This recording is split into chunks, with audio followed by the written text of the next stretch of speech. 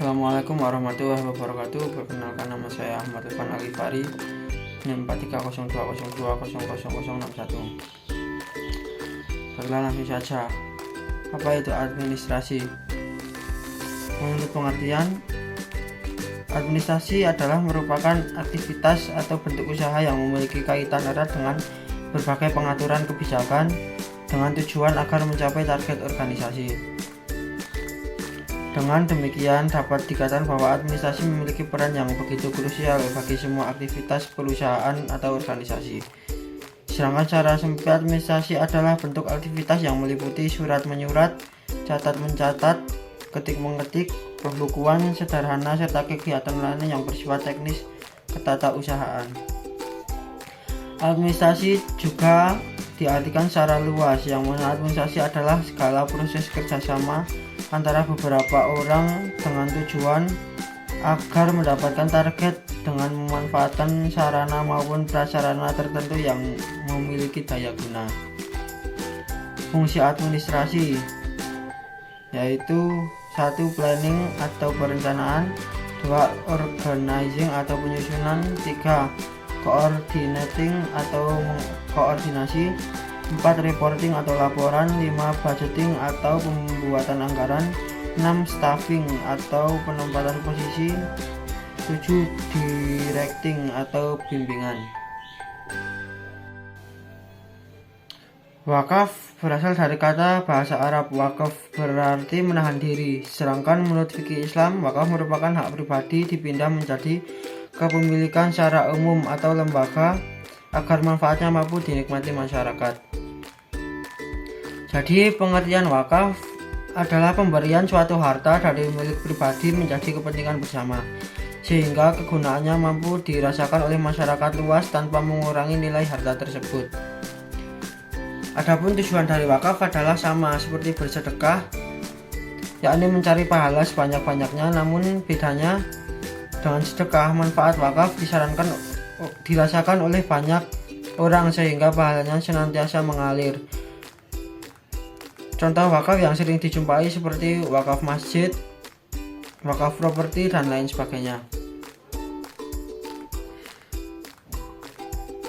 Secara garis besar, wakaf berdasarkan objek dibagi dua, yaitu wakaf ahli dan khairi. Wakaf ahli merupakan wakaf untuk keluarga atau saudara sendiri, sehingga pemanfaatannya dapat dirasakan oleh masyarakat umum. Wakaf terbagi menjadi golongan pertama, kedua, dan ketiga. Golongan pertama yakni wakaf berupa benda tidak bergerak di mana bentuknya sulit dipindahkan.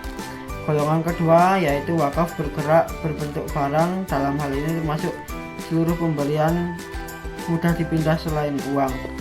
Golongan ketiga yakni benda bergerak berupa uang, baik tunai maupun non tunai. Syarat-syarat yang harus dipenuhi sebelum melakukan wakaf: adanya wakif, 2. Harta mauquf, 3. Mauquf alaih, 4. Zikot. Rukun wakaf adalah tata cara menjalankan wakaf secara berurutan. Bila terdapat salah satu yang tidak dilaksanakan, maka pelaksanaan wakaf tidak sah. Adapun seperti 1. Pemberi wakaf menyerahkan benda yang diwakilkan setelah disyaratkan memenuhi aturan. 2. Wakaf diterima oleh penerima baik perorangan atau lembaga yang jelas. 3. Harta yang diwakafkan berwujud nyata dan tersedia saat akad dilaksanakan. 4. Wakif mengikrarkan akad secara jelas dan lengkap sesuai keinginan wakaf. 5. Harta wakaf mutlak menjadi milik masyarakat umum dan tidak dapat diklaim lagi sebagai milik pemberi wakaf. Saya akan melanjutkan presentasi dari teman saya.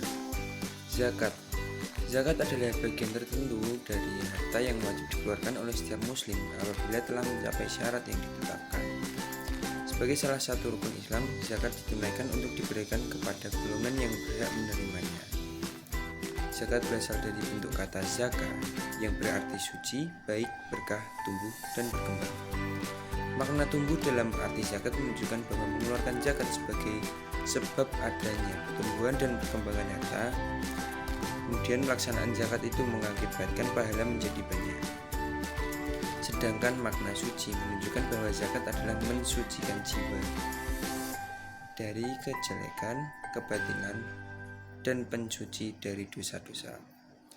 Dalam Al-Quran disebutkan, ambillah zakat dari sebagian harta mereka. Dengan zakat itu kamu membersihkan dan menyucikan mereka. Quran Surat At-Taubah ayat 103. Zakat dikeluarkan dari harta yang dimiliki, akan tetapi tidak semua harta terkena kewajiban zakat. Syarat dikenakannya zakat atas harta diantaranya yang pertama, harta tersebut merupakan barang halal dan diperoleh dengan cara yang halal. Kedua, harta tersebut dimiliki penuh oleh pemiliknya. Kemudian harta tersebut merupakan harta yang dapat berkembang. Yang keempat, harta tersebut mencapai nisab sesuai jenis hartanya. Kelima, harta tersebut melewati haul. Yang keenam, pemilik harta tidak memiliki hutang jangka pendek yang harus dilunasi. Dalam Quran Surat At-Taubah ayat 60, Allah memberikan ketentuan ada 8 golongan orang yang menerima zakat, yaitu yang pertama fakir, yang kedua miskin, yang ketiga amil, keempat mu'alaf, kelima rikob, keenam gorimin, ketujuh fisabilillah, kedelapan ibnu sabil. Untuk pengertian dari yang saya sebutkan tersebut ada di makalah dan ada di PowerPoint juga. Jenis-jenis zakat. Yang pertama, secara umum zakat terbagi menjadi dua jenis, yaitu zakat fitrah dan zakat mal. Zakat fitrah atau zakat al-fitri adalah zakat yang diwajibkan atas setiap jiwa baik laki dan perempuan muslim yang dilakukan pada bulan Ramadan. Zakat mal adalah zakat yang dikenakan atas segala jenis harta yang secara zat maupun substansi perolehannya tidak bertentangan dengan ketentuan agama. Sebagai contoh, syarat zakat mal dan zakat fitrah. Syarat harta yang dikenakan zakat mal sebagai berikut. Yang pertama, milik penuh, yang kedua halal, yang ketiga cukup nisab, yang keempat haul. Hanya saja, syarat haul tidak berlaku untuk zakat pertanian, perkebunan dan kehutanan, perikanan, pendapatan dan jasa, serta zakat rikas. Dan yang selanjutnya, zakat fitrah, yaitu satu beragama Islam, yang kedua hidup pada saat bulan Ramadan, dan yang ketiga memiliki kelebihan kebutuhan pokok untuk malam dan hari raya Idul Fitri. Kemudian selanjutnya presentasi akan dilanjutkan oleh teman saya. Terima kasih. Sedekah. Secara etimologi kata sedekah berasal dari bahasa Arab, yaitu sodakoh. Pada awal pertumbuhan Islam, sodakoh diartikan dengan pemberian yang disunahkan. Sedangkan secara terminologi, sodakoh adalah memberikan sesuatu tanpa ada tukaran karena mengharapkan pahala dari Allah. Sodakoh lebih utama apabila diberikan pada hari-hari mulia seperti pada hari raya Idul Adha, Idul Fitri. Juga yang paling utama bila diberikan pada tempat-tempat yang mulia seperti di Mekah, Madinah.